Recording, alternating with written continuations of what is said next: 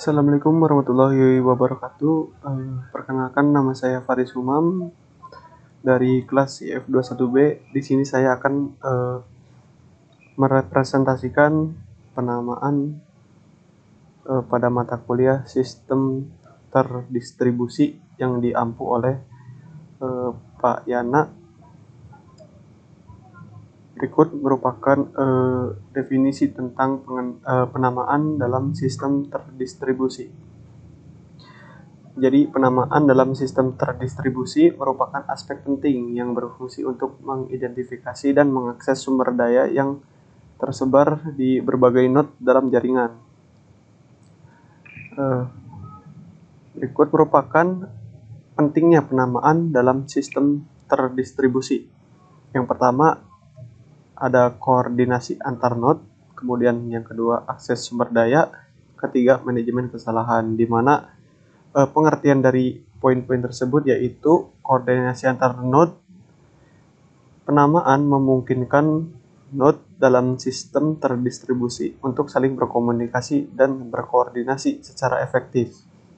Kemudian akses sumber daya, penamaan memberikan cara untuk menemukan dan mengakses sumber daya yang tersebar di seluruh sistem. Selanjutnya, yang ketiga, manajemen kesalahan. Sistem penamaan dapat membantu dalam mengidentifikasi dan mengatasi masalah yang terkait dengan kegagalan node. Identifikasi sumber daya. Identifikasi sumber daya yang dimaksud di sini yaitu memiliki ID yang unik dan juga nama deskriptif, di mana ID unik ini memiliki arti. Setiap objek atau layanan harus memiliki ID yang unik seperti UUID untuk identifikasi yang jelas. Nama deskriptif yaitu nama yang mudah diingat dan mencerminkan fungsi sumber daya yang dapat meningkatkan usability sistem. ID unik. ID unik di sini memiliki beberapa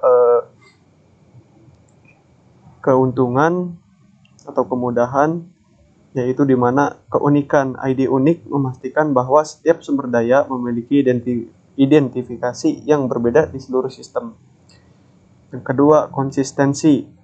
ID unik membantu dalam menjaga konsistensi data dan mencegah konflik dalam sistem terdistribusi. Yang ketiga, skalabilitas. ID unik memudahkan untuk menambahkan dan menghapus sumber daya tanpa menimbulkan konflik dalam penamaan. Nama deskriptif juga memiliki 3 keuntungan, yaitu kejelasan. Nama yang deskriptif memudahkan pengguna untuk memahami fungsi dan tujuan sumber daya. Yang kedua, pencarian. Penamaan yang deskriptif membantu dalam pencarian dan pengambilan sumber daya yang lebih mudah. Kemudian yang terakhir, ada konfigurasi, di mana penamaan yang deskriptif memudahkan dalam konfigurasi manajemen sistem. Resolusi nama. Di sini terdapat 3 poin dalam resolusi nama, di mana poin yang pertama yaitu pemetaan nama, yaitu di mana proses penerjemahan nama deskriptif ke ID unik yang terkait dengan sumber daya. Kemudian yang kedua, direktori layanan, di mana sistem terpusat atau terdesentralisasi yang menyimpan pemetaan nama ke ID unik. Kemudian yang ketiga, pencarian, di mana node dapat menanyakan direktori layanan untuk mendapatkan ID unik yang terkait dengan nama yang diberikan. Di sini ada beberapa keuntungan serta kerugian mengenai direktori layanan dengan 2 tipe, yaitu terpusat dan terdesentralisasi. Di mana tipe terpusat yang memiliki keuntungan yaitu mudah dikelola serta konsistensi tinggi. Namun di balik keuntungan tersebut terdapat kerugian, di mana titik kegagalan tunggal serta overhead tinggi. Begitu pula dengan tipe terdesentralisasi, di mana dia memiliki keuntungan skalabilitas tinggi serta toleransi kesalahan. Namun kerugiannya yaitu kompleksitas manajemen dan konsistensi lebih rendah. Selanjutnya terdapat mekanisme akses. Permintaan akses. Klien mengirimkan permintaan akses ke sumber daya yang diidentifikasi dengan nama. Kemudian resolusi nama. Direktori layanan menerjemahkan nama deskriptif ke ID unik. Lalu ada akses sumber daya. Klien mengakses sumber daya yang diidentifikasi dengan ID unik.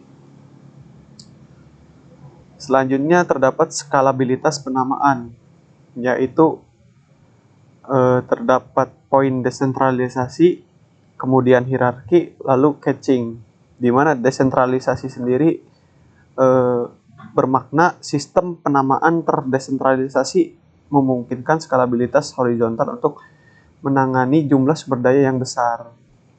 Kemudian hierarki penamaan dapat membantu dalam mengelola dan mengorganisir sumber daya yang besar.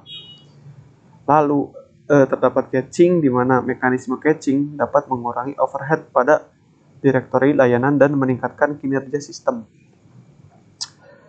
Selanjutnya di sini terdapat tantangan untuk untuk penamaan beserta solusinya, yaitu tantangan yang pertama yaitu terdapat performa, memastikan resolusi nama yang cepat dan efisien untuk menjaga kinerja sistem. Kemudian tantangan yang kedua yaitu konsistensi, menjaga konsistensi data nama di seluruh node dalam sistem terdistribusi. Kemudian tantangan yang terakhir yaitu toleransi kesalahan, di mana menjamin ketersediaan dan keandalan sistem penamaan dalam menghadapi kegagalan node. Mungkin itu saja penjelasan mengenai penamaan dalam sistem terdistribusi. Sekian, bila ada kekurangan mohon dimaafkan. Wabillahi taufiq wal hidayah. Wassalamualaikum warahmatullahi wabarakatuh.